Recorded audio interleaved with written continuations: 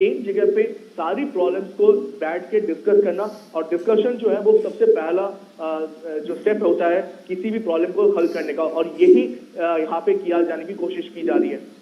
बिल्कुल तापस, और सबसे महत्वपूर्ण बात यह है कि जिस तरह से प्रधानमंत्री ने इस प्रदर्शनी का निरीक्षण किया, जिस तरह से हर चीज़ की, हर पहलू की बारीकी से वो समीक्षा कर रहे हैं, बातचीत कर रहे हैं, और इस लेवल पर जब लीडरशिप तमाम चीज़ों में इंटरेस्ट दिखाती है, केवल इंटरेस्ट नहीं दिखाती बल्कि रुचि के साथ उसको आगे बढ़ाने का काम करती है, ये जो नेतृत्व की क्षमता है ये प्रत्येक क्षेत्र को कितना आगे ले जाती है तापस? बिल्कुल, ये तो बहुत अहम चीज हो जाती है कि किस तरीके से आप इसको आगे ले। एक ब्राइट स्पॉट के तौर पर पहचाना जा रहा तथा अमृत काल से स्वर्णिम काल की यात्रा तय कर रहे भारत के लिए ये एक महत्वपूर्ण पड़ाव है। Honorable Prime Minister, on this occasion we are honored by your gracious presence. Let us greet Honorable Prime Minister with loud applause once again.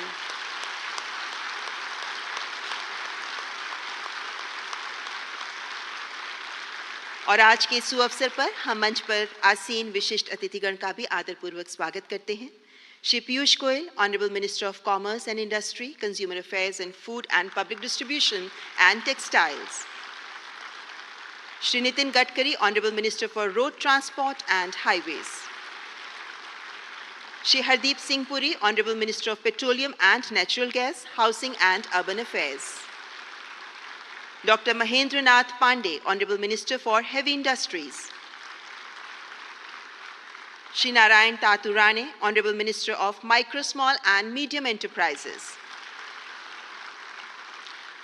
And we extend warm welcome to all the industry leaders, industry associations, stakeholders from automotive industry from India and across the world. Bharat के automotive उद्योग से जुड़े सभी हितधारकों का भी हम हृदय से स्वागत करते हैं। हमारे राष्ट्रपिता महात्मा गांधी ने कहा था, भविष्य इस पर निर्भर करता है कि हम वर्तमान में क्या करते हैं। वसुधैव कुटुंबकम के सिद्धांत का पालन करते हुए भारत सस्टेनेबल और क्लीन मोबिलिटी की दिशा में काम कर रहा है, जो हम सभी को बेहतर भविष्य की ओर प्रेरित करेगा, तथा ये एक्सपो इसी दिशा में एक महत्वपूर्ण प्रयास है। I now invite Shri Piyush Goyal, Honorable Minister of Commerce and Industry, to kindly welcome our distinguished guests.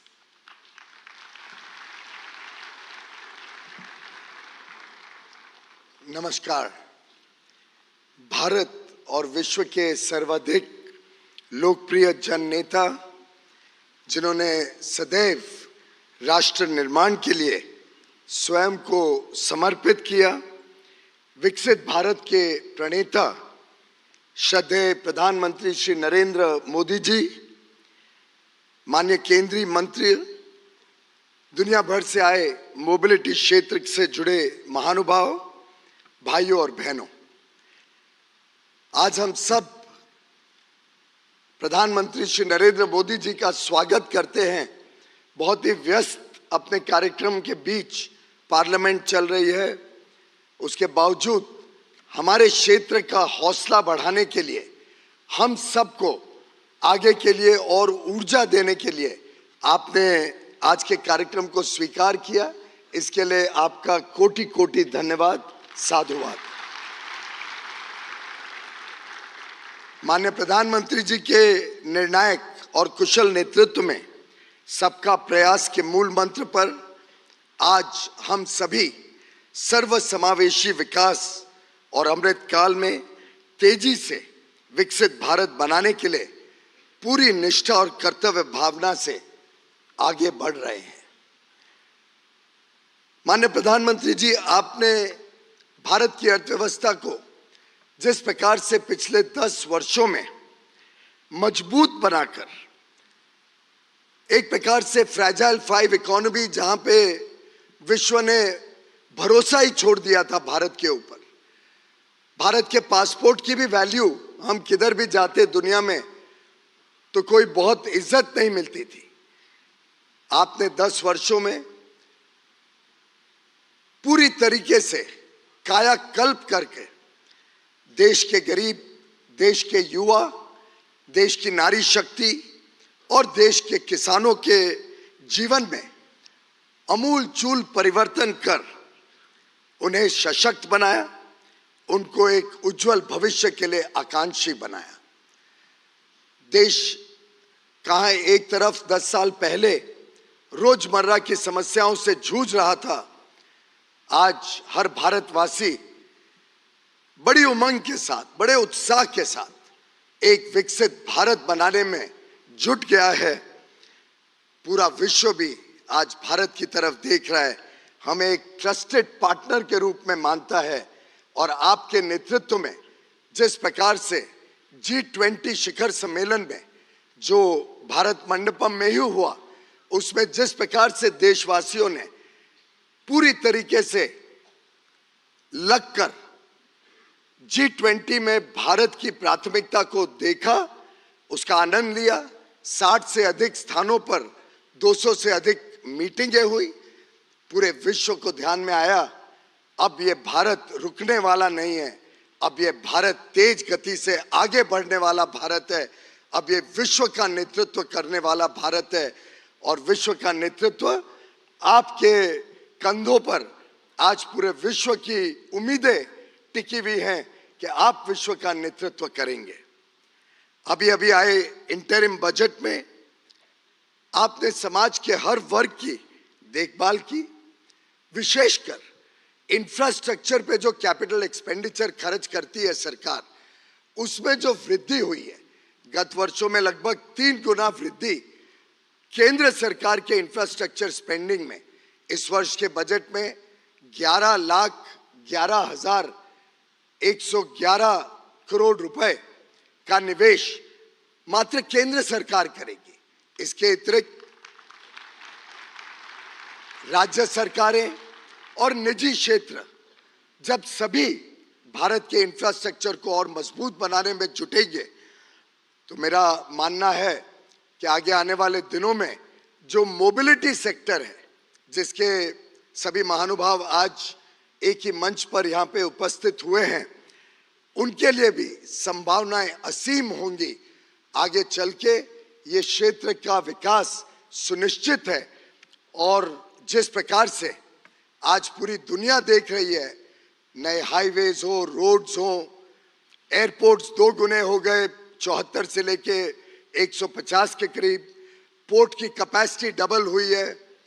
जिस प्रकार से आज देश में इनलैंड वाटरवेज 114 शुरू हो गए हैं, ये सभी प्रमाण हम सबका हौसला बढ़ाता है, बुलंद करता है कि आगे आने वाले दिनों में भारत की तो डिमांड बढ़ेगी ही, लेकिन हम पूरे विश्व की जो डिमांड है उसको भी भारत से पूरा करने में सफल होंगे। माननीय प्रधानमंत्री जी, इस बजट की एक विशेषता जिसके लिए मैं आपका साधुवाद करता हूं, आपका नमन करता हूं, कि पूरे विश्व ने देखा कि कैसे एक फिस्कली प्रूडेंट बजट, जिसमें अनुमानित वित्तीय घाटा से भी कम इस वर्ष में और अगले वर्ष में तेजी से घटता हुआ वित्तीय घाटा, हमें एक मजबूत अर्थव्यवस्था के रूप में तेजी से आगे बढ़ाएगा, जिससे उद्योग जगत को और हर भारतवासी को बहुत सारी संभावनाएं खुलेंगी। जितनी ज्यादा मजबूत अर्थव्यवस्था भारत की होगी, ब्याज के दर भी कम होंगे, महंगाई भी कम होगी और भारत की स्थिति विश्व स्तरीय बनाने का जो आपने काम जिम्मा आपने ऊपर लिया है, जो मोदी गारंटी आपने इस देश को दी है, हर एक देशवासी उस मोदी गारंटी के ऊपर आज टिका हुआ है और आगे का भविष्य अपना बना रहा है।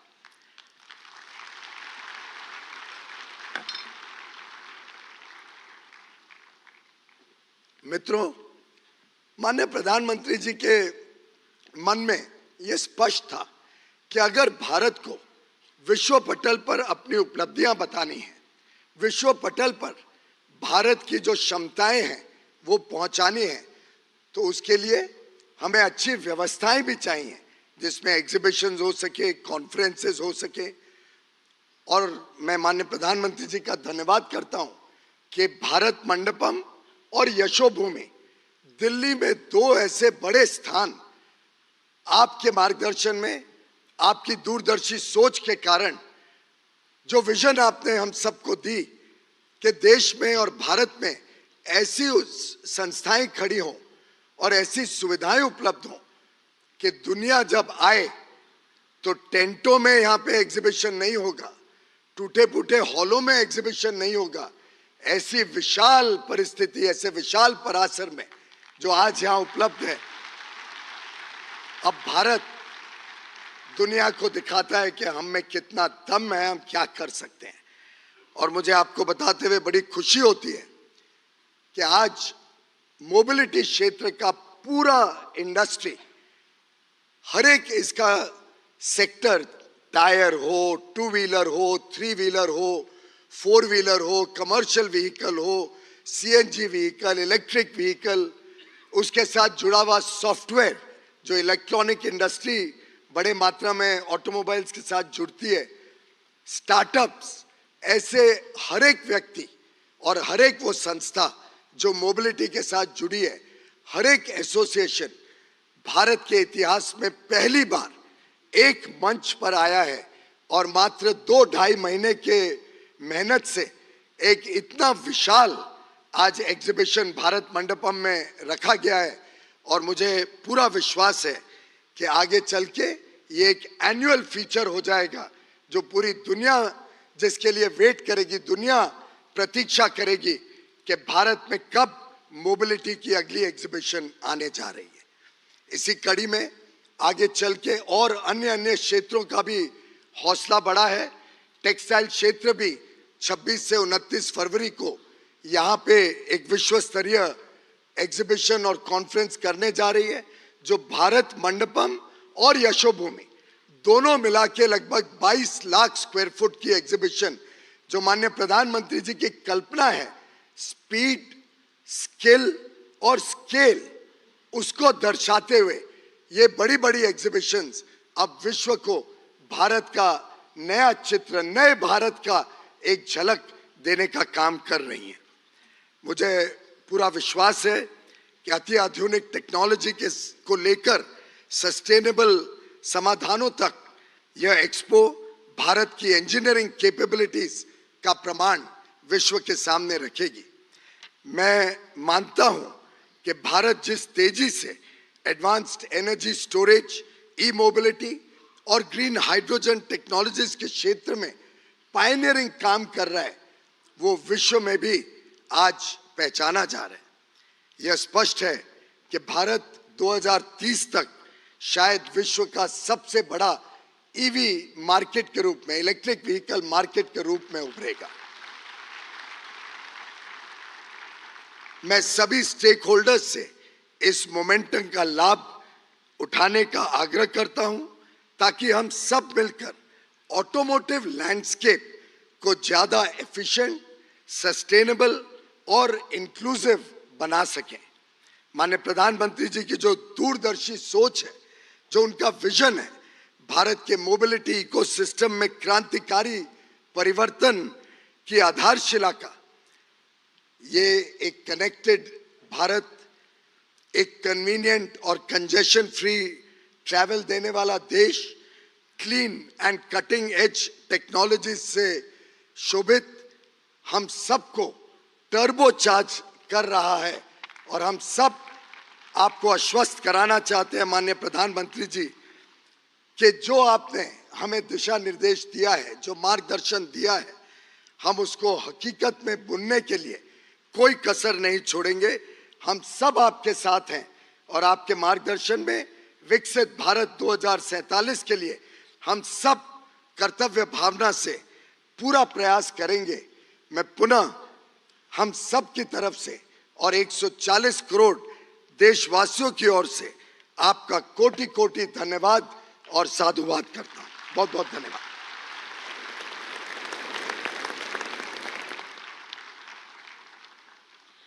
बहुत बहुत धन्यवाद केंद्रीय वाणिज्य मंत्री श्री पीयूष गोयल जी।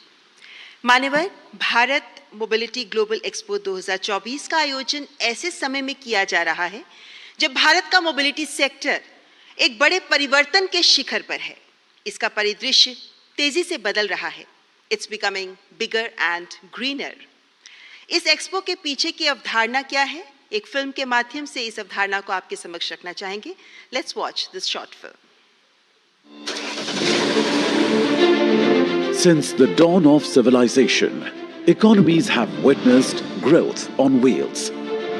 Led by national aspirations and visionary leaderships, technologies behind the wheels have transformed nations. Today, India is set to emerge as the fastest growing economy in the world with strong economic fundamentals. Our new age citizens need innovative, fast and efficient mobility solutions that cater to their needs of transportation and environmental sustainability.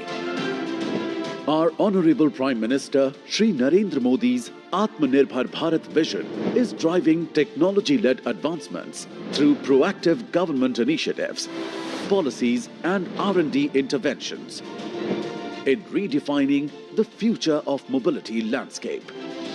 Under this vision, the government has launched several schemes, besides significant investments and initiatives for development of EV infrastructure, alternative fuels, automotive testing, skill development, automotive design, and engineering manufacturing. Bharat is redefining the future of mobility across 7 seas. Electric vehicle adoption is on the rise, fueled by government incentives, as India takes significant strides towards a greener future and creates a conducive ecosystem, making e-mobility a viable and affordable solution for all. Innovation in battery technologies and chemistry is thriving. Initiatives are underway to establish a robust charging infrastructure, while there is a concerted effort towards renewable energy generation to meet the rising electricity demand for charging. Increasing ride-sharing services are reducing traffic congestion, while bike and scooter sharing services provide last-mile connectivity solutions. Public transportation is evolving with the integration of digital payments and smart ticketing, offering a seamless and convenient travel experience. India is fast emerging as a leader in intelligent transportation solutions, enabling real-time communication, remote monitoring and effective traffic management. Leveraging existing skill sets in advanced manufacturing, IT, electronics and a burgeoning startup ecosystem, India is poised to emerge as a global leader in the mobility sector, to seamlessly blend all elements of the ecosystem and to work towards a common goal of sustainable, convenient and affordable mobility.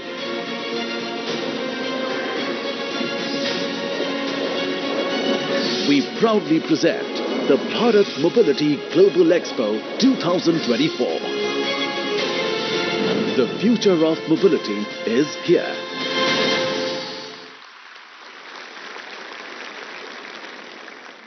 मान्यवर, विश्व पटल पर भारत के प्रगतिशील, उन्नतिशील, सुदृढ़ पद चिन्ह आज विश्व के लिए उम्मीद बन रहे हैं। भारतवासियों की सेवा में सदैव तत्पर, विकास और प्रगति का पर्याय बन, अपने निर्णायक नेतृत्व और दूरदर्शिता से भारत को विश्व पटल पर स्थापित करने में कार्यरत भारत के यशस्वी प्रधानमंत्री माननीय श्री नरेंद्र मोदी जी के प्रखर नेतृत्व से ही ये संभव हो पाया है।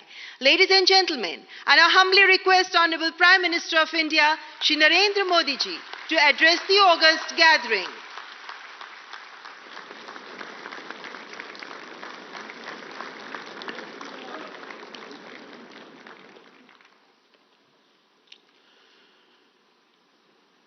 केंद्रीय मंत्रिमंडल के मेरे सहयोगी श्री नितिन गडकरी जी,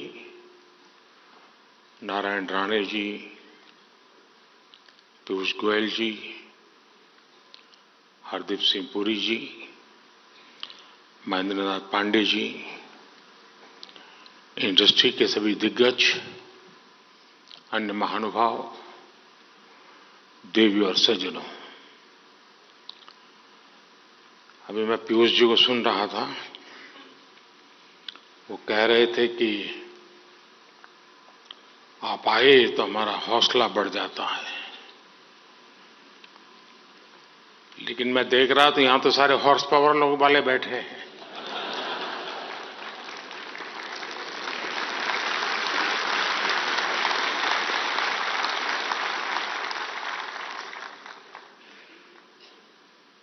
तो तय हो गया है कि किसको कहां से हौसला मिलने वाला है। सबसे पहले तो मैं ऑटोमोटिव इंडस्ट्री को इस शानदार आयोजन के लिए बहुत बहुत बधाई देता हूं। मैं आज हर स्टॉल पर तो नहीं जा पाया, लेकिन जितने भी स्टॉल्स मैंने देखे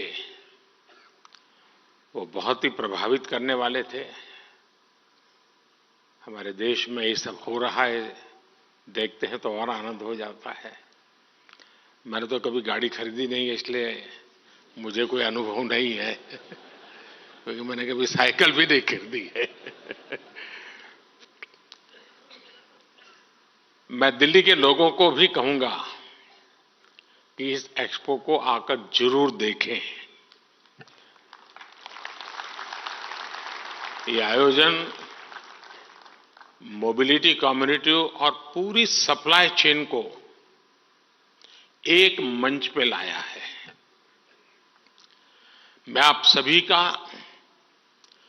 भारत मोबिलिटी ग्लोबल एक्सपो में अभिनंदन करता हूं और आप सबको बहुत बहुत शुभकामनाएं देता हूं। शायद आप में से कुछ लोगों को स्मरण होगा कि जब मेरी पहली टर्म थी, उस समय मैंने एक ग्लोबल लेवल की मोबिलिटी कॉन्फ्रेंस प्लान की थी। और उस समय की चीजें अगर आप निकाल के देखोगे तो बैटरी पर हमारा फोकस क्यों होना चाहिए, इलेक्ट्रिक व्हीकल की तरफ हमें कैसे जल्दी जाना चाहिए, इन सारे विषयों पर बहुत विस्तार से वो समिट हुआ था। ग्लोबल एक्सपर्ट्स आए थे। और आज मेरी दूसरी टर्म में मैं देख रहा हूं कि खासी मात्रा में प्रगति हो रही है और मुझे विश्वास है कि तीसरी टर्म में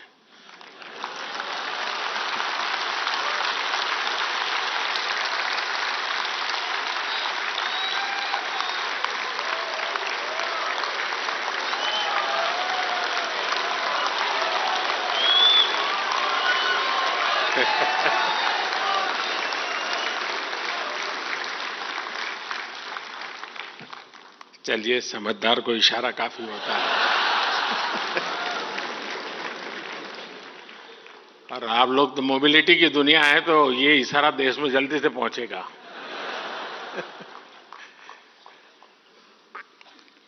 साथियों, आज का भारत 2047 तक विकसित भारत बनाने के लक्ष्य को लेकर आगे बढ़ रहा है। इस लक्ष्य की प्राप्ति में मोबिलिटी सेक्टर एक बहुत बड़ी भूमिका अदा करने वाला है। और मैंने लाल किले से कहा था, मैं आज दोबारा उसका पुनःस्मरण करा रहा हूं। उसमें मेरा एक विजन भी था, मेरा विश्वास भी था।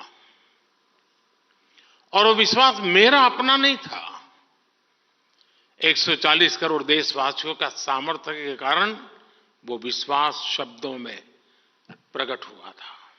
और उस दिन मैंने कहा था लाल किले से, यही समय है, सही समय है।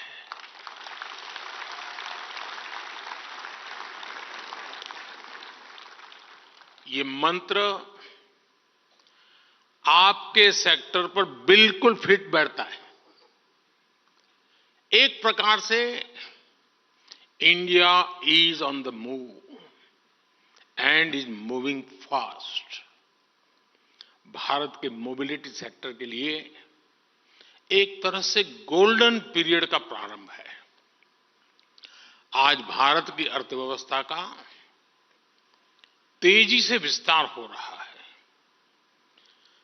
और जैसा मैंने पहले कहा, हमारी सरकार की तीसरे टर्म में भारत का दुनिया की तीसरी सबसे बड़ी अर्थव्यवस्था बनना तय है।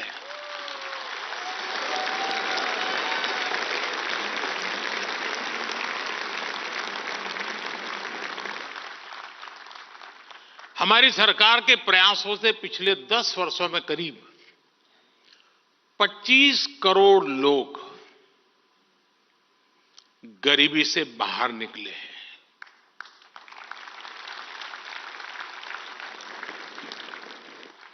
और जब वो गरीबी से बाहर निकलता है ना, तब उसके सपनों में पहली 5 चीजों में क्या होता है? एक आप होते हैं। चाहे वो साइकिल खरीदने का चाहेगा, चाहे स्कूटी खरीदना चाहेगा, चाहे स्कूटर, और हो सके तो 4 व्हीलर। उसका पहला ध्यान आप ही पर जाने वाला है। और ये 25 करोड़ लोग गरीबी से बाहर आए हैं। आज भारत में बड़ी संख्या में न्यू मिडिल क्लास बना है, जिसकी अपनी आशाएं हैं, अपनी आकांक्षाएं हैं। शायद एस्पिरेशन का लेवल उस सोसाइटी में होता है, उस इकोनॉमिकल स्टाटा में होता है, वो शायद ही कहीं और होता है जी। जैसे व्यक्ति के जीवन में 14 से 20 साल का कालखंड जैसे एक प्रकार से अलग ही होता है, वैसा इनके जीवन में होता है। और इसको अगर हम एड्रेस करते हैं तो आप कल्पना कर सकते हैं हम कहां से कहां पहुंच सकते हैं जी। ये न्यू मिडिल क्लास, उसके एस्पिरेशंस, और दूसरी तरफ आज भारत में मिडिल क्लास का दायरा भी बहुत तेजी से बढ़ रहा है। मिडिल क्लास की इनकम भी बढ़ रही है। ये सारे फैक्टर्स भारत के मोबिलिटी सेक्टर को नई ऊंचाई देने वाले हैं। बढ़ती हुई अर्थव्यवस्था और बढ़ती हुई आय के बीच बढ़ते हुए कुछ आंकड़े आपके सेक्टर का हौसला बढ़ाने वाले हैं। मोदी नहीं, ये आंकड़े। साल 2014 के पहले 10 सालों में भारत में 12 करोड़ के आसपास गाड़ियों की बिक्री हुई थी, जबकि 2014 के बाद से देश में 21 करोड़ से ज्यादा गाड़ियों की बिक्री हो चुकी है। 10 साल पहले भारत में साल भर में 2000 तक इलेक्ट्रिक गाड़ियां बिक रही थी। वहीं अब भारत में करीब 12 लाख इलेक्ट्रिक गाड़ियां हर साल बिक रही है। पिछले 10 साल में पैसेंजर व्हीकल्स की बिक्री में 60% की वृद्धि हुई है। भारत में 2 व्हीलर सेल्स भी 70% से ज्यादा बढ़ी है। अभी कल ही जो आंकड़े आए हैं वो बताते हैं कि जनवरी के महीने में कारों की बिक्री ने अपने पिछले सारे रिकॉर्ड तोड़ दिए। जिनकी बिकी है वो यहां बैठे हैं ना। आप चिंता मत कीजिए, इनकम टैक्स वाले नहीं सुन रहे हैं, घबराओ मत। यानी आप सभी के लिए मोबिलिटी सेक्टर में अभूतपूर्व पॉजिटिव वातावरण आज धरती पर नजर आ रहा है। आपको आगे बढ़कर इसका लाभ उठाना है। साथियों, आज का भारत भविष्य की जरूरतों को ध्यान में रखते हुए नई नीतियां बना रहा है, और इसमें निश्चित तौर पर मोबिलिटी सेक्टर के लिए विशेष जगह है। कल जो बजट पेश हुआ है उसमें भी इस विजन आपको देख पाते होंगे। ये तो इंटरिम बजट है, पूरा तो आएगा जब हम तीसरी बार आएंगे तब। 2014 में भारत का capital expenditure 2014 capital expenditure 2 lakh crore से भी कम था। 2 लाख करोड़ रुपए से कम था। आज ये 11 लाख करोड़ से भी ज्यादा हो गया है। कैपिटल एक्सपेंडिचर पर 11 लाख करोड़ रुपए का खर्च का ऐलान भारत के मोबिलिटी सेक्टर को अनेक विद अपॉर्चुनिटीज लेकर के आया है। ये न सिर्फ अर्थव्यवस्था को ताकत देगा, बल्कि इससे रोजगार के भी नए अवसर बनेंगे। इस अभूतपूर्व इन्वेस्टमेंट की वजह से आज भारत में rail, road, airport, waterway transport यानी हर क्षेत्र का कायाकल्प हो रहा है। हम समुद्र और पहाड़ों को चुनौती देते हुए एक के बाद एक इंजीनियरिंग मार्वल तैयार कर रहे हैं, और वो भी रिकॉर्ड समय में। अटल टनल से लेकर अटल सेतु तक भारत का इंफ्रास्ट्रक्चर डेवलपमेंट नए रिकॉर्ड बना रहा है। बीते 10 वर्षों में भारत में 75 नए एयरपोर्ट बनाए गए हैं। करीब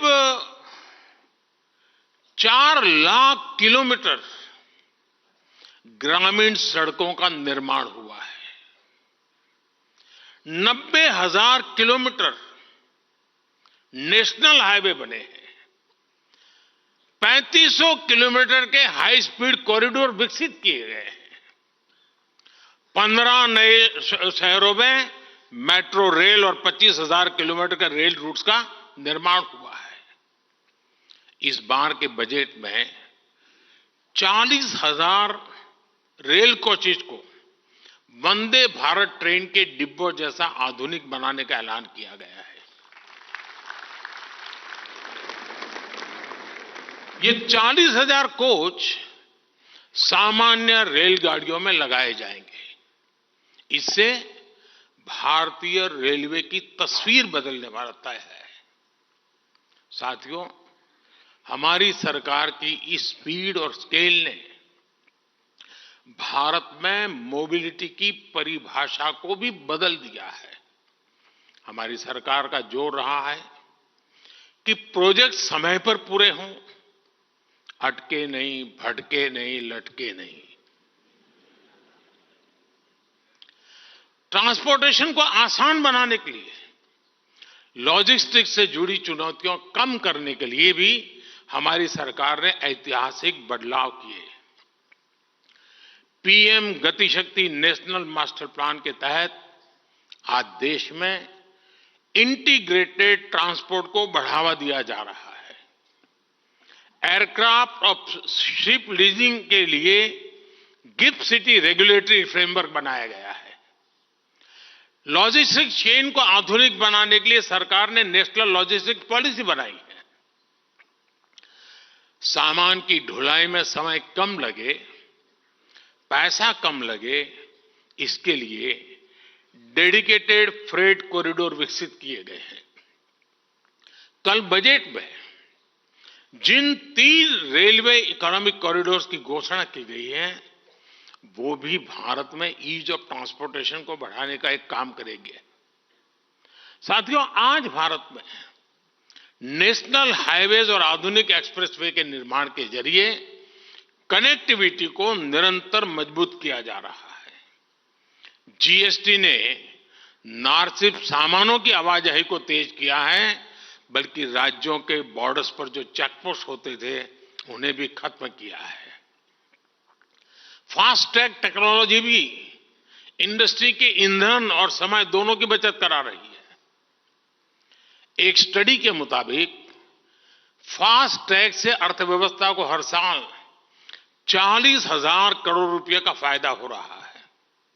साथियों, भारत आज विश्व का इकोनॉमिक पावर हाउस बनने के मुहाने पर है। ऑटो और ऑटोमोटिव कंपोनेंट इंडस्ट्री की बहुत इसमें भूमिका रहने वाली है। आपकी इंडस्ट्री का देश के टोटल एक्सपोर्ट में बड़ा प्रतिनिधित्व है। भारत आज पैसेंजर व्हीकल के मामले में विश्व का 3रा सबसे बड़ा मार्केट है। हम पूरी दुनिया में कॉमर्शियल व्हीकल्स बनाने वाले तीसरे सबसे बड़े देश है। हमारी कंपोनेंट इंडस्ट्री भी ग्लोबली कॉम्पिटिटिव बन रही है। अब अमृत काल में हमें इन सभी क्षेत्रों में दुनिया में टॉप पर आना है। हमारी सरकार आपके हर प्रयास में आपके साथ खड़ी है। ये मैं आपके लिए कह रहा था।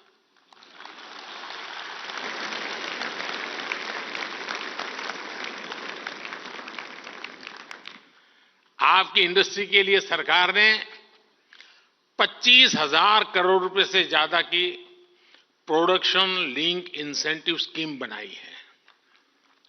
यह हमारी पूरी वैल्यू चेन को आत्मनिर्भर बनाने और एमएसएमईज को शक्ति देने में बड़ी भूमिका निभा रही है। बैटरी स्टोरेज के लिए सरकार ने 18,000 करोड़ रुपए की पीएलआई स्कीम दी है। और जब बैटरी स्टोरेज की बात आती है तब मैं आपको बताता हूं मैं क्या सोच रहा हूं। अगर मैं क्लीन कुकिंग मूवमेंट को आगे बढ़ाऊं, मान लीजिए देश में 25 करोड़ घर है और रूफटॉप सोलर और बैटरी स्टोरेज की व्यवस्था और उससे कुकिंग की व्यवस्था, क्लीन कुकिंग की व्यवस्था, 25 करोड़ बैटरी की जरूरत, मतलब आपकी गाड़ियों से सैकड़ों गुना बैटरी की आवश्यकता, जो एक अपने आप में गाड़ी की बैटरी को एकदम सस्ता कर देगी। अभी आप आराम से इस फील्ड में आइए, पूरा पैकेज लेकर के आइए। और कल सरकार ने घोषित किया है बजट में, हम पहले तबक्के में 1 करोड़ परिवारों को रूफटॉप सोलर से उसकी 300 यूनिट तो कम से कम मुफ्त बिजली, और मेरी तो योजना है कि रूफटॉप से उसका इलेक्ट्रिक व्हीकल का चार्जिंग व्यवस्था उसके घर में ही हो, उसकी गाड़ी रात को आए, स्कूटी आए, स्कूटर आए, चार्ज हो जाए, सुबह अपना चलता चले।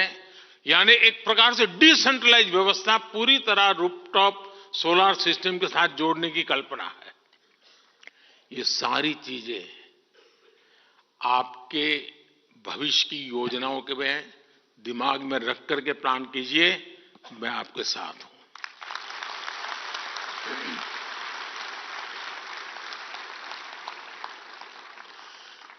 रिसर्च और टेस्टिंग को और बेहतर करने के लिए नेशनल प्रोजेक्ट को 3200 करोड़ रुपए दिए गए हैं।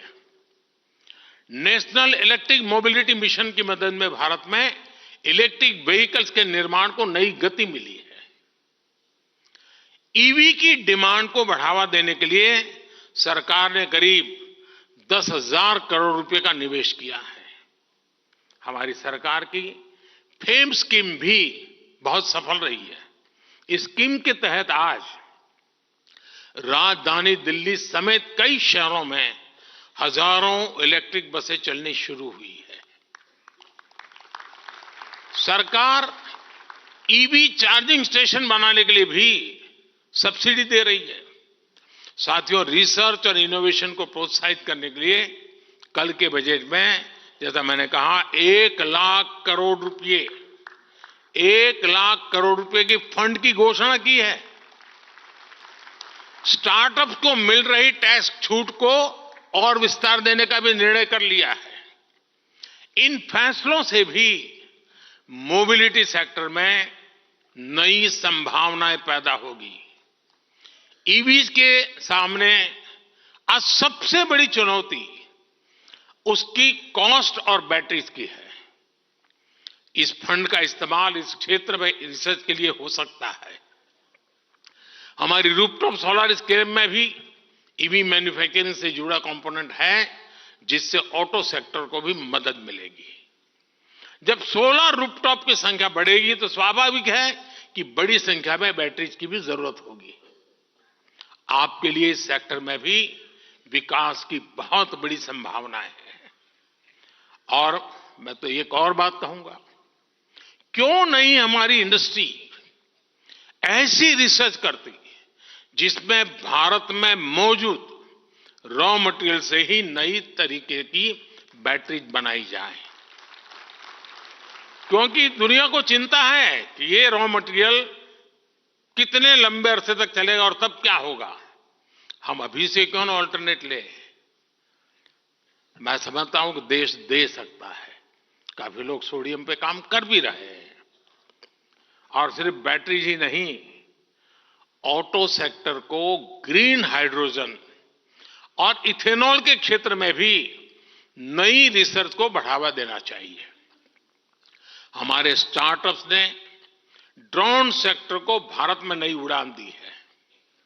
इस फंड का इस्तेमाल ड्रोन से जुड़ी रिसर्च में भी हो सकता है। आज हमारे वाटरवेज ट्रांसपोर्ट के बहुत ही कॉस्ट इफेक्टिव माध्यम बनकर उभरे हैं। भारत की शिपिंग मिनिस्ट्री अब स्वदेशी टेक्नोलॉजी का इस्तेमाल करके हाइब्रिड वेसल्स बनाने की दिशा में आगे बढ़ रही है। आपको भी इस दिशा में जरूर आगे आना चाहिए।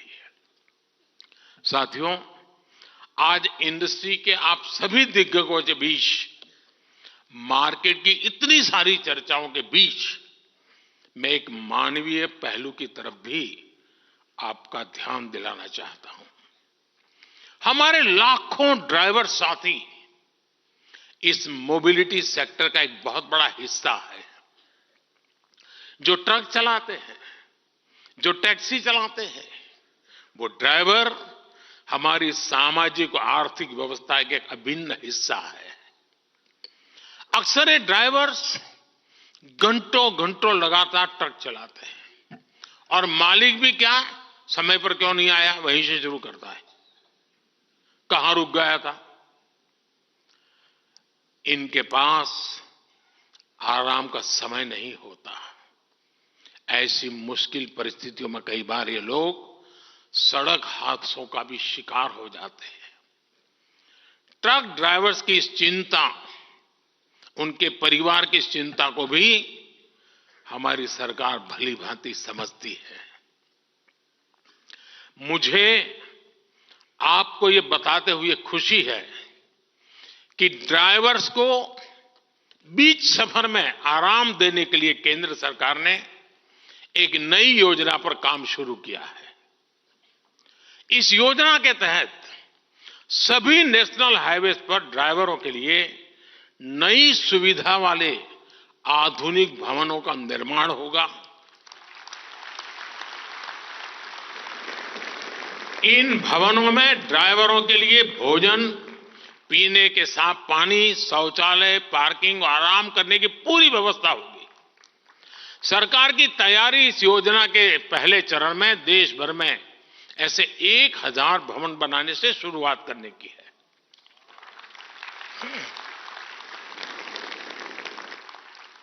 ट्रक और टैक्सी ड्राइवर के लिए बनाए गए ये भवन ड्राइवर्स की ईज ऑफ लिविंग और ईज ऑफ ट्रैवलिंग दोनों बढ़ाएंगे। इससे उनकी सेहत भी ठीक रहेगी और दुर्घटनाओं को रोकने में भी बहुत मदद मिलेगी। साथियों, अगले 25 वर्षों में मोबिलिटी सेक्टर में असीम संभावनाएं बनने वाली है, लेकिन इन संभावनाओं का पूरा इस्तेमाल हो, इसके लिए इंडस्ट्री पर भी यह जिम्मेदारी है कि वो खुद को भी तेजी से ट्रांसफॉर्म करे। मोबिलिटी सेक्टर को टेक्निकल वर्कफोर्स और प्रशिक्षित ड्राइवर्स की जरूरत है। आज देश में 15,000 से अधिक आईटीआईज इस इंडस्ट्री को मैन पावर देते हैं। क्या इंडस्ट्री के लोग इन आईटीआईज के साथ मिलकर कोर्सेज को और ज्यादा रिलेवेंट नहीं बना सकते? आप जानते हैं कि सरकार ने एक स्क्रैपेज पॉलिसी बनाई है। इसके तहत पुरानी गाड़ियों को स्क्रैपिंग के लिए देने पर नई गाड़ियां खरीदने के दौरान रोड टैक्स में छूट दी जाती है। क्या ऑटो इंडस्ट्री भी लोगों को प्रोत्साहित करने के लिए ऐसे इंसेंटिव नहीं दे सकती क्या? साथियों, इस एक्सपो को आपने टैगलाइन दी है, बियॉन्ड बाउंड्रीज, ये शब्द भारत की भावना को दिखाते हैं। हम आज पुरानी बंदिशों को तोड़कर पूरी दुनिया को साथ लाना चाहते हैं। हम ग्लोबल सप्लाई चेन में भारत की भूमिका का विस्तार करना चाहते हैं। इंडियन ऑटो इंडस्ट्री के सामने संभावनाओं का पूरा आसमान है। आइए अमृतकाल के विजन पर आगे बढ़े। आइए भारत को इस क्षेत्र का ग्लोबल लीडर बनाए। और मैं टायर वालों के क्षेत्र में अभी चक्कर काट के आया और मेरा पहले दिन से इन टायर वाली दुनिया से झगड़ा रहता है। मुझे अभी भी समझ नहीं आता है कि भारत जो खेती प्रधान देश है उसको रबर इंपोर्ट क्यों करना पड़े।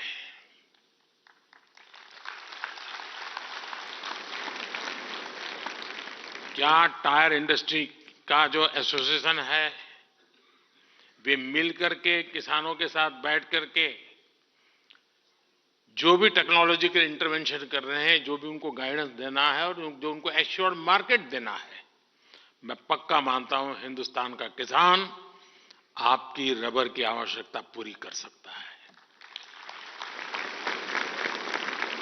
आज रिसर्च करके जेनेटिकली मॉडिफाई किए हुए रबर ट्री पर बहुत काम हुआ है।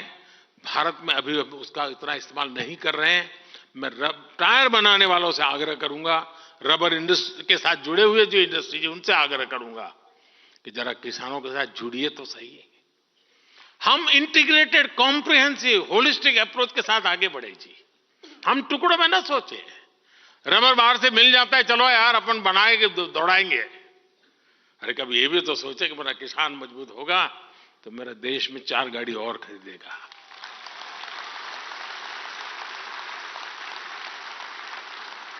और गाड़ी कोई भी खरीदे, टायर तो आप ही का लगने वाला है जी। मेरा कहने का तात्पर्य है कि साथियों, आप लोग पहली बार जब इतनी बड़ी मात्रा में एक साथ आए हैं, नए सिरे से कैसे सोच सकते हैं। एक दूसरे को हेल्पिंग हैंड बन करके नए इनोवेटिव आइडियाज के साथ आप कैसे आगे बढ़ सकते हैं। और आज हम एक ऐसे स्टेज पर हैं, हम जितने साथ मिलकर काम करेंगे हमारी ताकत अनेक गुना बढ़ जाएगी और हम दुनिया में छाने का मौका नहीं जाने देंगे।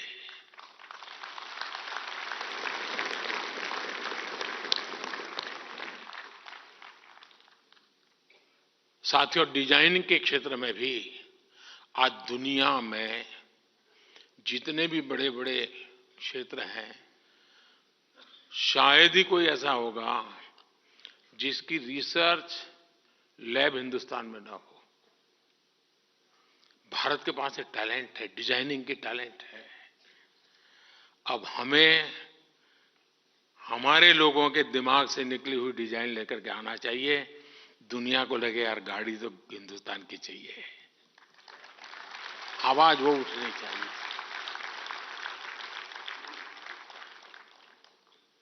गर्व से वो कहे, रास्ते में जाता है तो कोई भी, अरे ये हमारी मेड इन इंडिया है, तेरे जरा देखे गाड़ी तो देखे जरा।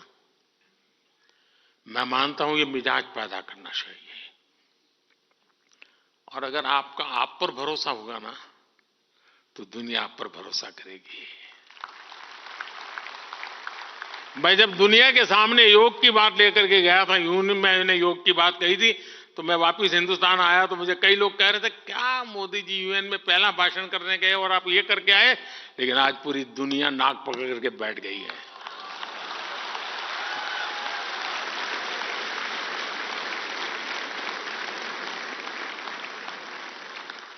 अपने आप पर भरोसा करिए, सामर्थ्य के साथ खड़े हो जाइए। विश्व का कोई ऐसा रास्ता ना हो जहां आप नजर ना आए। दोस्तों,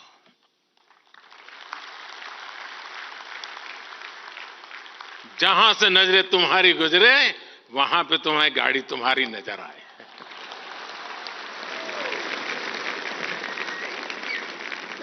आप सभी को बहुत बहुत शुभकामनाएं। धन्यवाद।